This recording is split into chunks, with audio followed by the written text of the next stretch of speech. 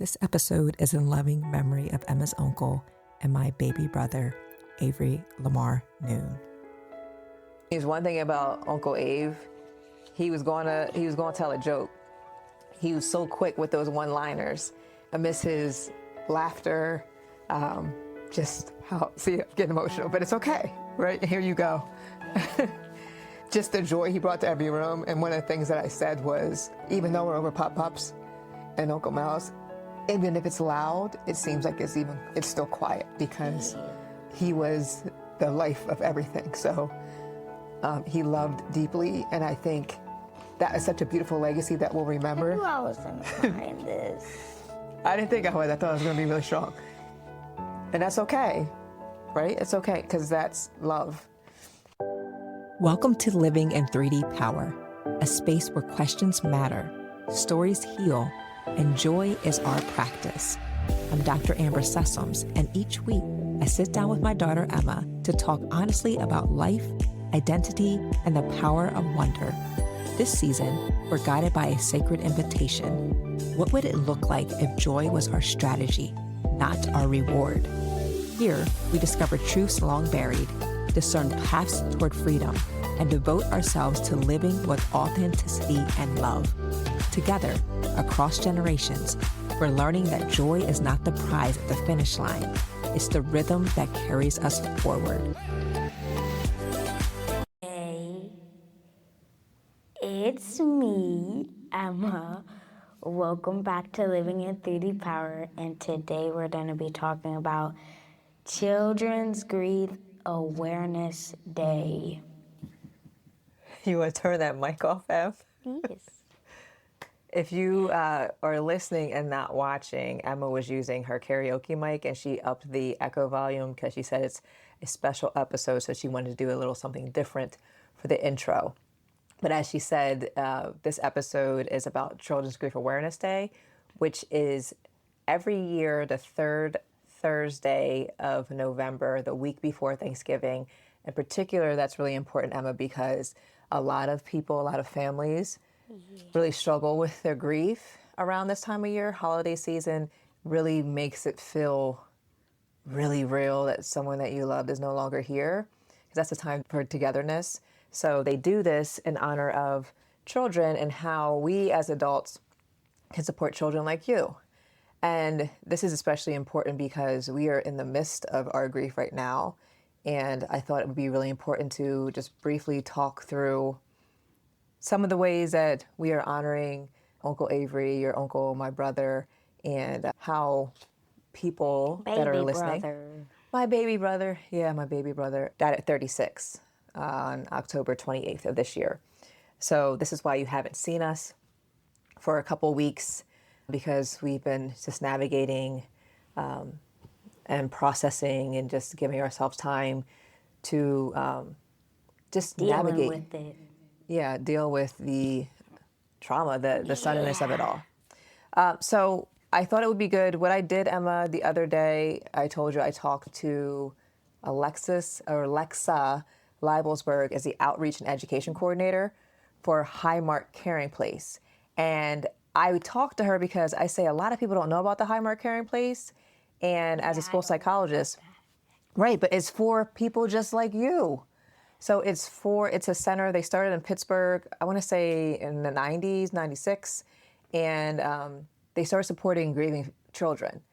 And they have another center that's in Camp Hill, so not far from us, Camp Hill, Pennsylvania, kind of the surrounding Harrisburg area. And I think they have another one in Erie, Pennsylvania.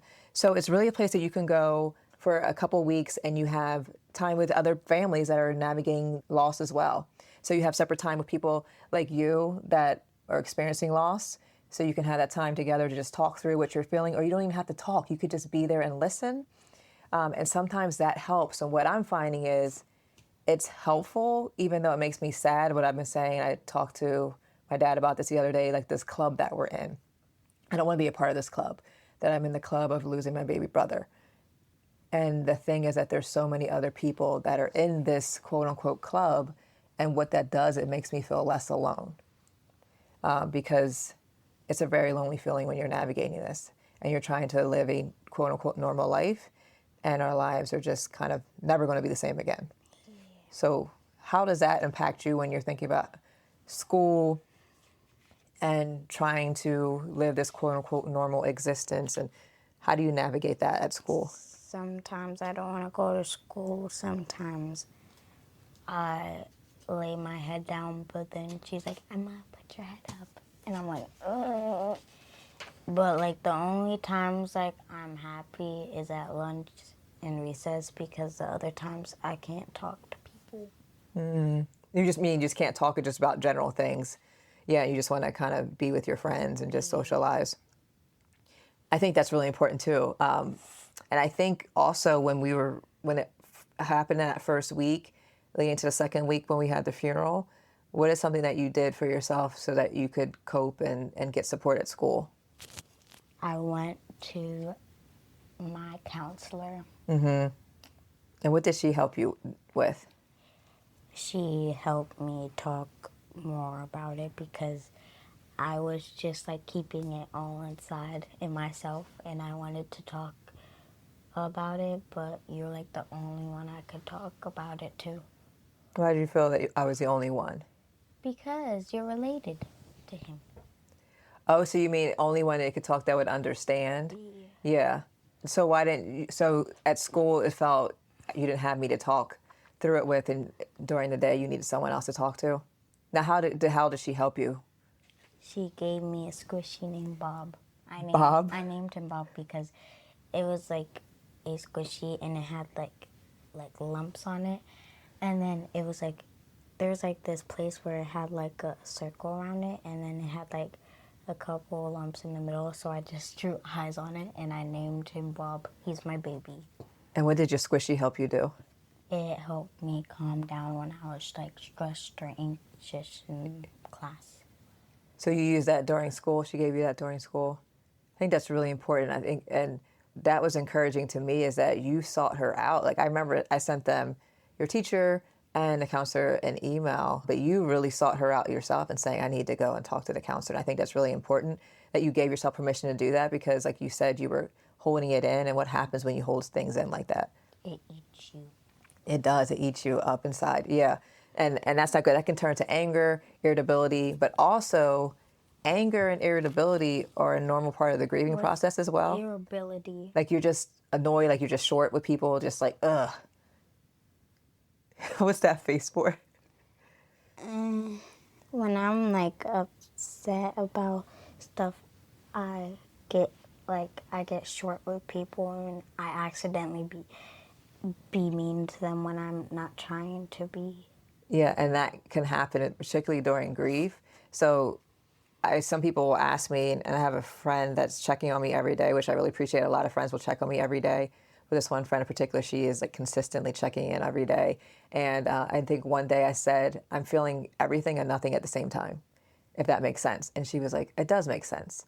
And I think there's so many emotions that we've been navigating these last couple weeks. And now we're 3 weeks since the time that Uncle Avery died.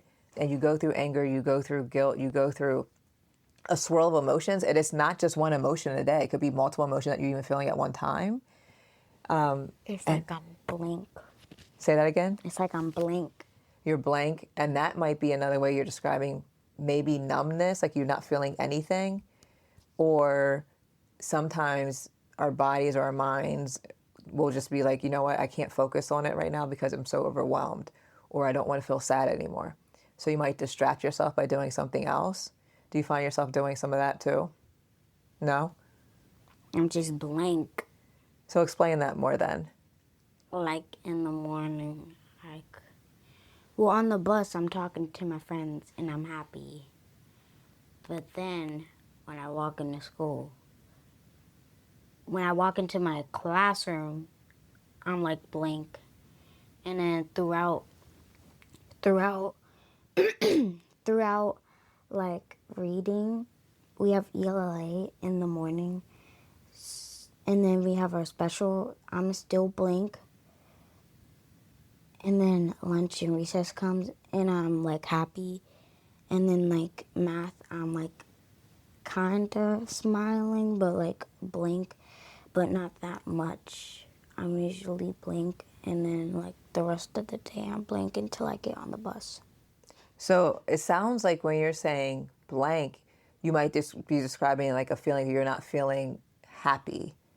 So you're just not feeling much of anything. You're just kind of like meh. So that's kind of like numbness, and that's very normal. It's a very normal response to it all, right?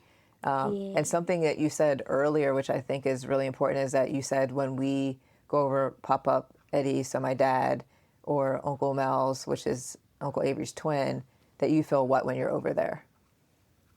Happy. Happy? Why is that?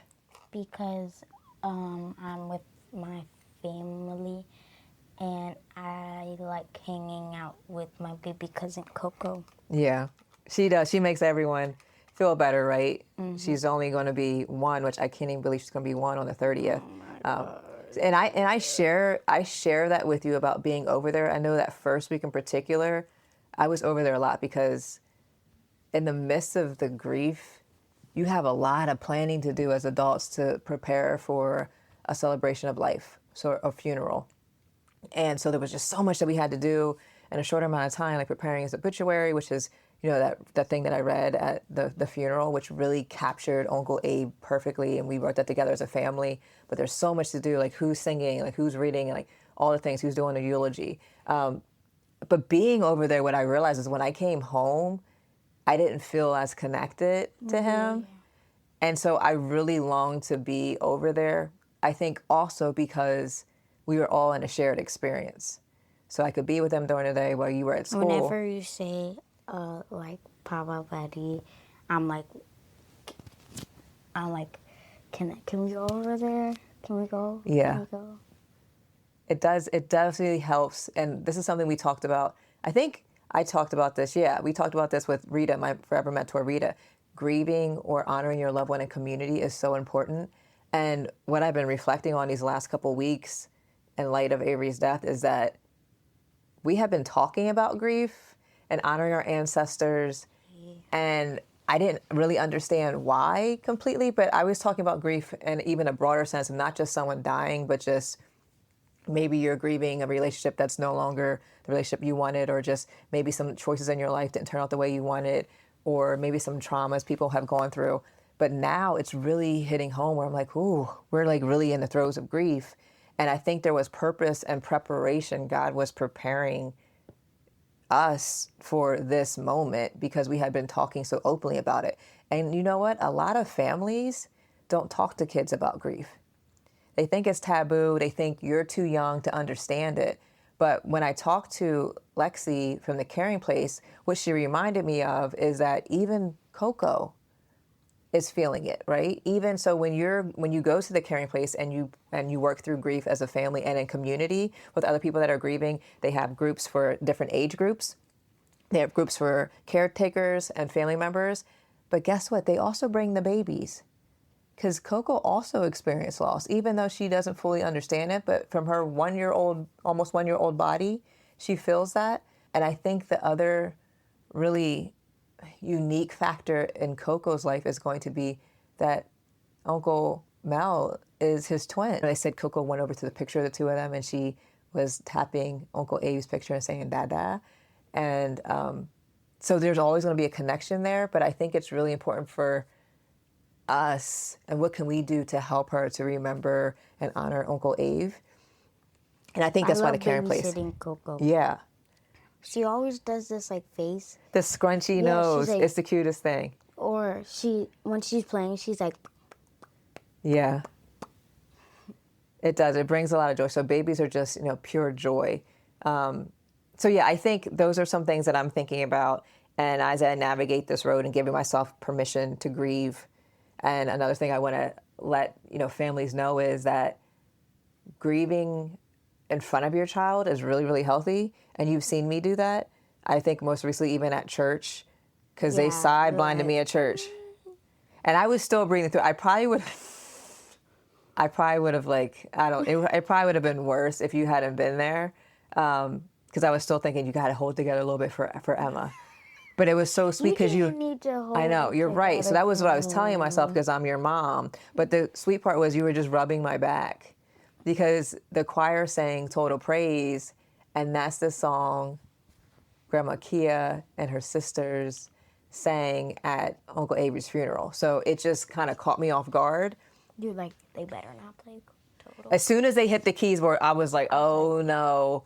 And I just had to start deep breathing. But I let out, and then the ladies next to me was rubbing me, and then I think like Taja was rubbing me. I'm like, felt like all these hands were on me, which was super sweet. So you've been really, really helpful in this journey, because you've been giving me permission to grieve, and you give me the greatest hugs, and you check in on me. Even at the funeral, you kept coming over and checking on me. Or like, when you got baptized and we were in the church days before we were going to have the service, the funeral, you kept looking over and checking on me or holding my hand. JoJo was holding my hand. So it's just been really nice to have my girls who, as an adult and as a parent, you would think, I have to be strong to... I'm almost 11, and you can grieve. Yeah, you're old enough to handle my grief. Yes. And I think, so you're mature enough to handle it. But I think that's really important to let families know, right? Does that make you scared when I'm crying? And you be honest, like, does it scare you? Kinda. Why does it scare you? I don't want you to be, like, I want you to have emotions and, like, let it out, but, like, I don't know. You don't know what? Like, there's a fine line or like a balance there. She's like, don't go off the rails, Mom. Like, don't be wailing. You can do a little bit. But I think it's been helpful for you to see that sometimes when you see me cry, does it make you cry? So what happens in response? So how do you respond to me when I'm crying? Because sometimes people, like, when they see other people cry, they instantly start crying. But I think because you're very much like me, so you go into like helper mode, comforter mode. Mm-hmm. You do that thing. Mm-hmm. But then what happens when you're sad? I'm sad. But who do you go to? Someone when you're sad? Why not? Mm-hmm. I like being by myself.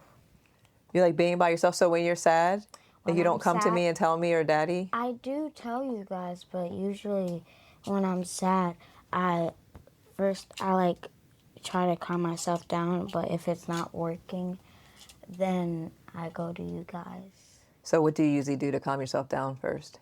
Color or listen to ASMR. Yeah. You know what? I'm not a big fan of ASMR. Well, I didn't think I was, and then I don't like people chewing food. But that's her pet peeve. Oh my gosh, I can't. Chewing food and mouth breathing. I agree with the mouth breathing. But I'm a mouth breather because I think you inherited the stuffy nose thing from me. I started that with JoJo. When I was pregnant with JoJo, I became a mouth breather. But definitely chewing food. And I think it stems from Graham cracking her gum. A half a stick of Trident gum. I don't know how it's possible, but she clicks and cracks her gum. I think that's where it stems from. I don't know. It's like a popping sound. I can't do it. And so I can't take the fork coming through your teeth. I don't like bowls, scraping the bowls, and I don't like the chewing. Yes, you're always like, stop. I can't. Stop. And that's helpful to think about, like, over these so some of those things that you don't like, pet peeves, they can be heightened when you're in the midst of grief, right? Because all senses can be heightened. So I had to be really cautious with myself, and Daddy's been such a great help to me. On the second week, I, like, snapped at someone. I think it was like one of the weeks, but I snapped at someone because they were talking too loud. What did you do? I was like, can you please stop? And they're like, geez, sorry. I'm like, I'm sorry. I'm just upset.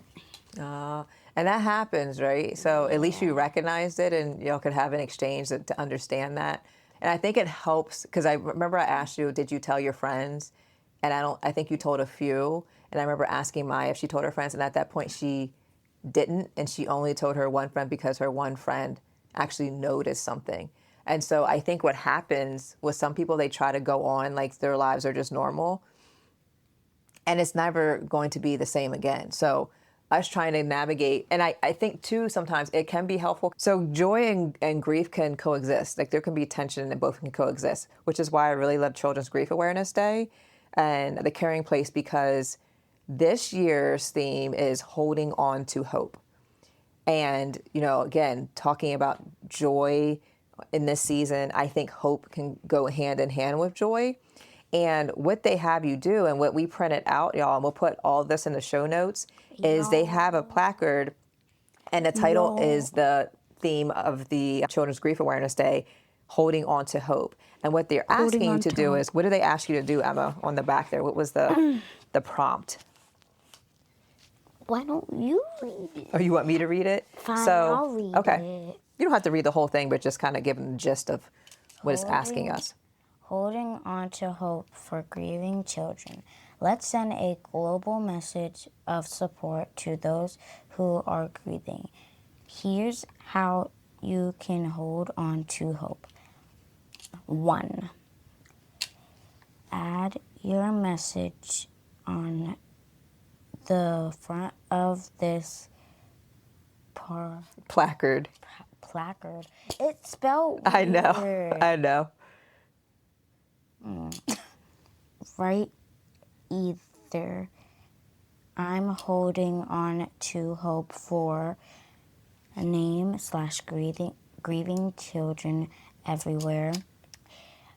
Or I'm holding on to hope by your action / belief. 2. Take your photo, stamp a picture. Snap a picture of yourself holding your message. 3. Share online. Post your photo on any social media platform. 4. Add your voice in your post. Explain why Children's Grief Awareness Day is important to you. Include the hashtag. Don't forget hashtag Child Grief Day, so we can find your message. Yeah, I think this is so awesome. So we did this right before recording. So let's share what we actually wrote. Who wants to go first? You. You want me to go first? Okay. Because you have the longest one. Oh, maybe it just looks long because I put it in all caps. But here's what it looks like, y'all. So again, I'll put this in the show notes. And Holding On to Hope is the title. I'm holding on to hope for my daughters, nieces, and nephews because my brother, Avery Noon, left them a legacy of joy, truth, and love. Yeah. And that was really important because, I mean, there's one thing about Uncle Abe. He was going to tell a joke. He was so quick with those one-liners. Amidst his laughter, just how, see, getting emotional, but it's okay, right? Here you go. Just the joy he brought to every room. And one of the things that I said was, even though we're over Pop-Pops and Uncle Mouse, even if it's loud, it seems like it's still quiet because he was the life of everything. So he loved deeply, and I think that is such a beautiful legacy that we'll remember. I knew I was going to find this. I didn't think I was. I thought I was going to be really strong.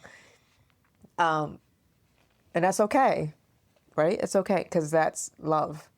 And what happened during his homegoing, his celebration of life, we printed 400 of these programs, y'all.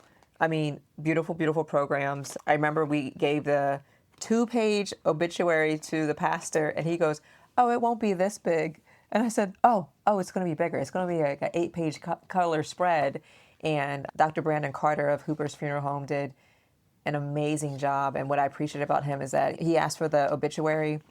He said he prays, and then he just seeks God and lets God lead him in how to design it. And he did a beautiful job. And it's such an awesome keepsake. But we only printed 400 of these thinking 400 would be enough. And there were over 600 people that fit in the sanctuary People that were in the overflow, that's another X amount of people. And then people that were outside that couldn't even get in the building.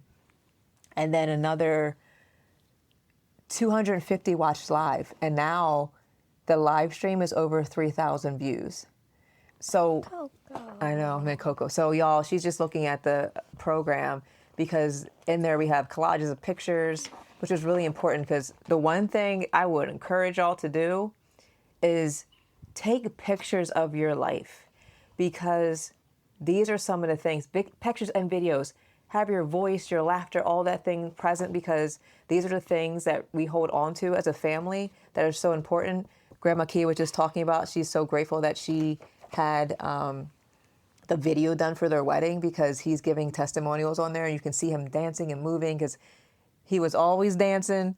He was always laughing, and now we have those videos to hold close to us, and we can show Coco when she's older. So I think those things are always important. So it's just making me more mindful of taking pictures with my loved ones, because when things like this happen, you can create the slideshows and all the things and have those memories. So we have all of that of Uncle Ave. But yeah, so he just represented love, and it really showed up in his service, and people were like, that was the most beautiful service I've ever seen. Screensaver. Yeah. Like, it's this thing you can do on your like phone or iPad where you can like add a amount of pictures, and it will like go through, and you can like pick I picked like you can tap it to change the picture. Oh, I saw you doing it, but I didn't know you could do that. Will it kind of cycle through pictures? Yeah, you could do that too. Oh, okay. Yeah, because you were like, send me pictures so that I can put it as my wallpaper. Yeah, I have that picture too. And then I also have, I just showed you, I printed out that picture and I put it on my shelf where our ancestors are. So he's up with the ancestors now. Yeah. So it's a beautiful keepsake. A lot of people are asking for it that aren't necessarily family. I was like, sorry, you can get the PDF online and download it. That's not how you said it to me. You were like, no. Yeah, I was not going to give that's someone that had my brother's program or like borrow it. I was like, oh, I can't do that. So what do you have for holding on to hope? I'm holding on to hope. I'm holding on to hope for my Uncle Avery. One memory is every time I saw him, he'd dance/hug me. He used to do this thing when he saw me. He used to be like, knees, and then like hug me and then go like. Yeah, yes. No, it was like, he'd be like, niece. And he would always say, Mal calls me sis. I don't want to say Blake calls me sis, but Avery was the only one that called me sister. Mm-hmm. So I think on days that are really hard for me, where I'm like, I don't want to get up today, I'm really sad, I can hear him literally saying, sister. Like, you got to keep living, you got to keep moving. And that is really helpful, which reminds me, one of the things that our pastor did for the eulogy. So eulogies is kind of like when pastor did, you would have thought he was preaching, right? Yeah. But what he did when he met with us, he said, my job is to comfort the family. And he did such a fabulous job. Like, he not only comforted us, he comforted everyone in the room. And I've never been to a service where so many people were coming up and not talking about the singing, because the singing was phenomenal. The fashion was on point, because one thing about Uncle Abe, he was going to tell you the truth. And if your outfit was trash, he's going to let you know. And it was so much love, though. Like, he would make fun of my clothes all the time. He'd be like, sister, what is this? You look like, it's giving auntie or something like that. I remember I thought I was so cute when I graduated and got my doctorate.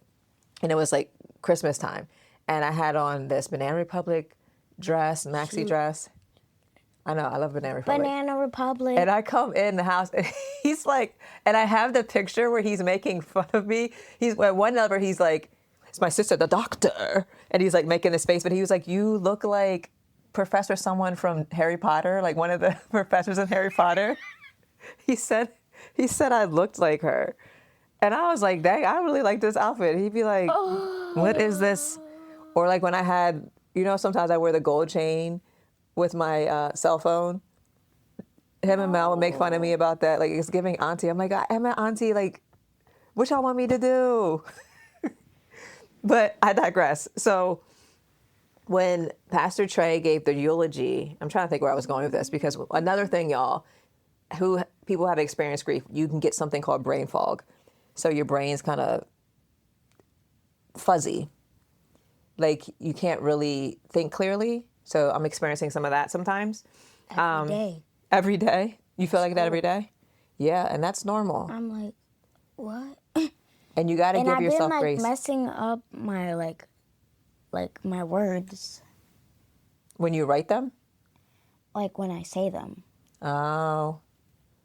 Yeah, we'll have to just keep an eye on that, because those are some things that, even though I was telling Maya had a lot of AP tests that first and second week. And I was like, you can get an extension. Like, you don't have to do this now, but she didn't want to get behind. And I said, if you don't get the grade that you think you should get, it is okay.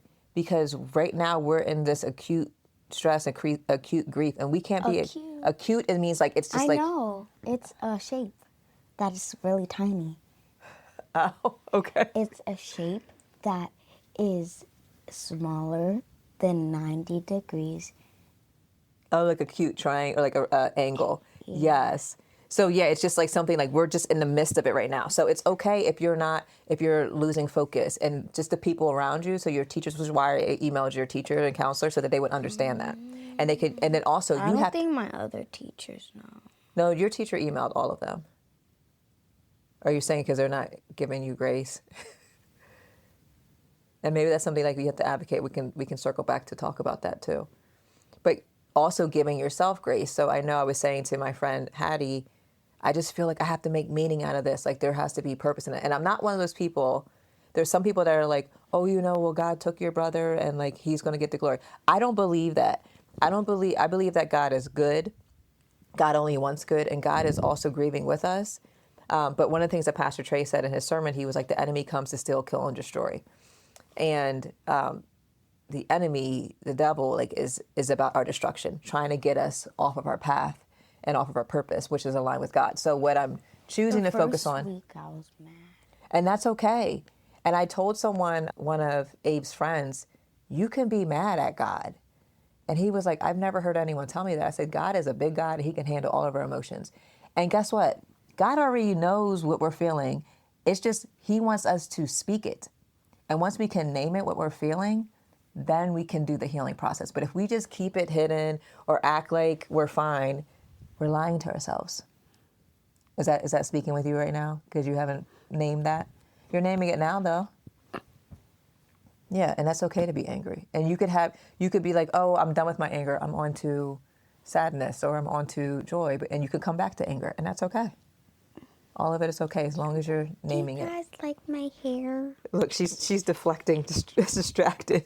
This is a part of what's happening. She's saying, do you like her hair? I did 2-strand. 2.5 hours at Papa Betty's house. And the reason I had to do it over there is because if I'm being honest, I don't think I could have handled you crying or screaming doing your hair, because I'm already like saturated with emotion, that I was like, if we do it. Your cup is full. My cup is full, but yeah. And so we had to go over there, because I was like, okay, if we go over there, and your dad was like, you don't need to be doing her hair in the midst of all this. I said, I have to. It's been too long. Don't say how long. It's been too long.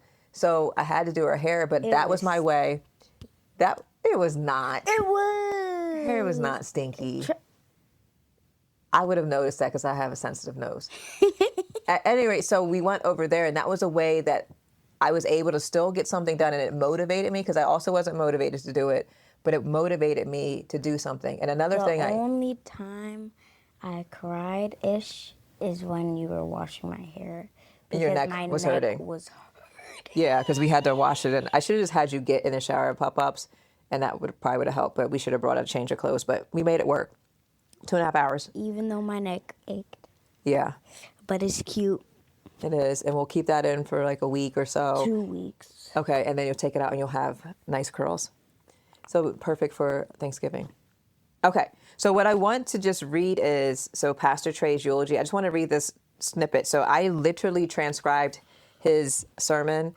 I'm going to put the link to, I did a couple clips of it to encourage the family, because I've been on Facebook, and every time I go on my news feed, all I see is Uncle Ave. And it's been comforting but overwhelming at the same time. And now I'm starting to see family members that are really starting to suffer, like really starting to really have issues, because when you're in the midst of it, people think, oh, they come to the funeral, they were so gracious and kind to us, and then they forget about you. And they think our grief ended there. But now we're in the depths of it now, approaching the holiday season, which is why the Caring Place is so important to do Grief Awareness Day the week before Thanksgiving. The only thing I'm excited about Thanksgiving is the food.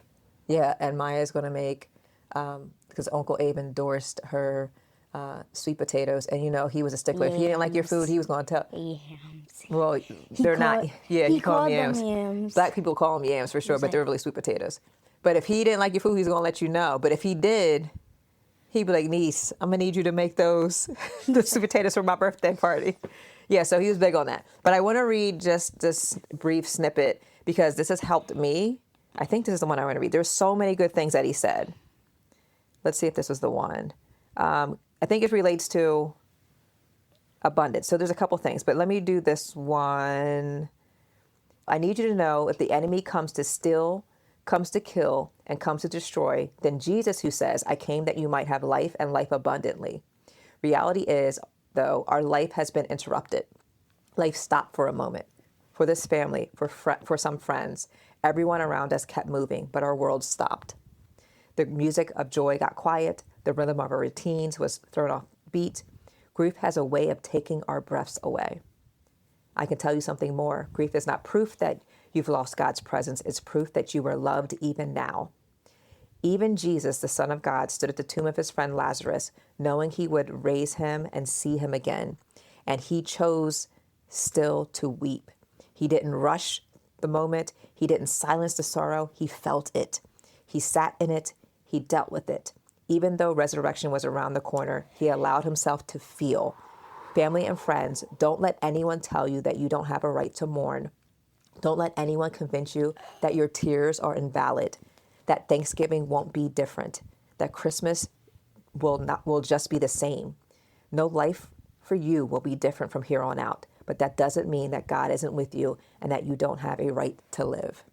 And that's what I keep holding on to in those days where I'm like, oh, how do you continue to live when your loved one's gone? There's a legacy. And that's what I was writing about, this legacy of joy, of truth, of love, that we can still... The thing was that was the only Thanksgiving that he was at our house. That was Easter. He was here that last Easter. I thought that was Thanksgiving. No, it was Easter, because remember we were on the back deck? Yeah, we were all on the deck, and I have that video. That was Thanksgiving. It was Easter, because we did Oh, yeah. That's why we were outside. Which is a blessing, so we can hold on to that memory as well. And then, so those things are going to be different, but it's going to be okay. So we get through it as a family. We acknowledge what we're feeling. We don't hide it. We let it out when we have to, so we don't hold it in. And the one thing Pastor also said is, like, grieve how you must, but grieve well. So what he was saying, there's a right way and there's a wrong way to grieve. So you naming how you're feeling, naming if you were short with someone, and like even if you maybe got irritable, you come back and you apologize, and letting people know and making sure you have a community of people that understand what you're going through. You don't need to tell everyone. Just tell the people that actually care about you and that are going to love you. Yeah, they don't. And sometimes people say dumb stuff. Like they don't know what to say. And so they can say something that's really not helpful, and it can really make you irritable. So you have to be careful who you speak to, but you don't also have to just act like you're fine. No one is calling you to do that. That's not okay as well. And I think the other thing that he said, what I think is good, and this ties back to the Children's Grief Awareness Day theme of holding on to hope. Pastor said, abundant life is not about cars or clothes. It's about hope. It's hope that lives longer than your hurt. That's abundance. Hope that lives longer than your hurt. Hope. So what else do you have there from the Caring Place that we can share with our listeners and viewers? Blue butterfly. And tell us about, so we both have blue on today. Children's Grief Awareness Day is this Thursday. So what are you going to be doing at school for Children's Grief Awareness Day? We don't wear blue, but I think we don't wear it. I don't know. They usually promote and say wear blue, but not everyone does. Yeah. And for this club I do, it's called Helping Hands. You made a butterfly. Is it similar to this one? Yeah, but you could color it any way you wanted it. Oh, so you color it so it's just, okay. And then do you write something on it? But you hang them Yeah, kind you of like can't. collage at school. You hang them in the hall. Yeah, and I think then- that's really important. We have this. You could color this. Yeah, you can color this. I'm going to put the other links to the resources online. All right, so the last thing I just want to cover, Amber, we talked earlier on the show about Coco, and Coco. not niece, but the show Coco, the movie Coco. And I was talking to the lady from Highmark Caring Place, and she goes, "We actually have resources for that." So she sent me a couple of the PDFs. I'm going to put those in the show notes. But the thing I want to talk about, so I mean, it's just such a phenomenal movie, and it talks about how we continue to carry the legacy on of our ancestors, and doing ofrenda, which is where they had the table with the pictures of the loved ones and flowers. And I think that would be a beautiful offering that we could do for Uncle Avery, particularly thinking about Thanksgiving. And yeah, there's that Mexican ancestry, definitely. A little bit. Yeah, and then thinking about Christmas, what could that look like? So let's think about what that could look like. But the one thing I want to read is, it says, many children fear that they never had any or may not have enough memories of their person, or that they will forget their person. Children need the help of their adults to share the qualities and stories about their person. It's important to share stories with children on many occasions during significant events, Thanksgiving, holidays, so celebrating holidays, or on special anniversaries or birthdays. So when their birthday comes up. Got deeper when you stopped reading. Oh, it did? Okay. So thinking about anniversary, so the anniversary of his death can be really hard. Thinking about this Friday, we're celebrating Harlem, so we're having a candlelight for his nephew, our nephew, and that might bring up, so you said it could bring up some feelings about Uncle Abe too, and that's okay. I'm gonna make him a bracelet. That would be nice. And then thinking about, it might have been a day or two after Uncle Avery died, we did a candlelight for him. And we got all these candles. Dollar Store has all those, I think it's in the Catholic faith, like they have these candles. We took off the wrapper and we put other labels on there, and we wrote a message to Avery. I actually left my candle over Uncle Abe and Timmy's house, so I have to get that candle back. But we can get candles, and those are kind of the ways that you remember them. You light a candle. So it says that celebrating holidays, special anniversaries, birthdays, or even normal routine days. So a normal routine day, right? So school. They sang Total Praise and tears started, right? It can be a sound. It can be a smell. Food, all of those things. So, Chicken and it says that here. Chicken Florentine. He loved his chicken Florentine, which would give me horrible indigestion. TMI. Indigestion. My stomach, like he loved that dish. You couldn't tell him he couldn't make that chicken Florentine. And it says the stories can share who the person was, what they liked, their profession, their favorite activities, food they enjoyed, etc., as well as some special memories we hold dear. So those are the ways that we keep them alive. So think about that movie Coco, because what happened when they forgot about the ancestor? What happened to them? The ancestor, what? He faded? He faded, like he went away, and they called that the final death. So our job as adults, as those who knew Uncle Avery, thinking about our Coco, not from the movie Coco, how do we keep his memory alive for her and future generations? And how do we live? Tell her, show her videos, show her pictures, stories, all of those things. And I'm thankful that there are videos and pictures with him with her so that she can hold that dear. And also thinking about the way that Uncle Avery lived and his truth, the way that he would always tell you that he loved you.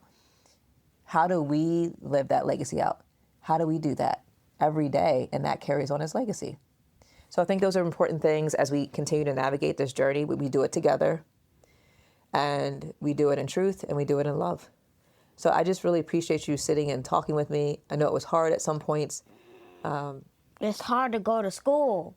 Yeah, and I think about you, hard to go to school. Maybe Children's Grief Awareness Day might be activating for you. You might have some emotions that day. It might make you cry because it's so fresh right now.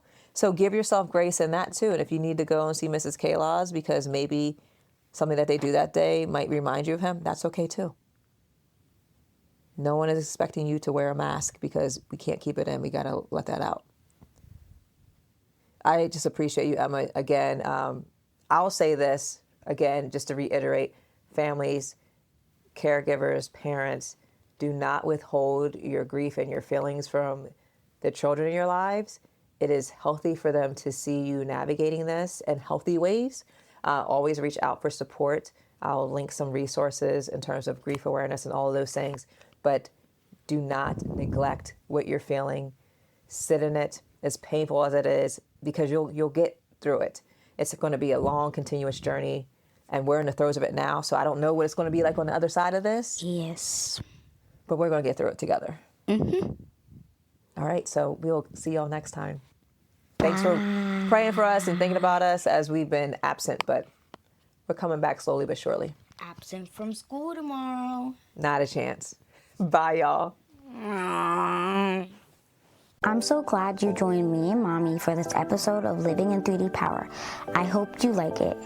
Now do me a favor before you leave. Subscribe to our Substack and make sure you subscribe to wherever you listen to podcasts too. And hey, do me another favor. Share this episode with a friend or family member. If something we said made you laugh, made you smile, or it might mean something to them, just send it away. Okay, one more favor. That's a lot of favors, I know. Head over to the comments on our social media. Tell us what made you say, "That's deep, bro." Because your words encourage other people and they encourage us too. See you next time.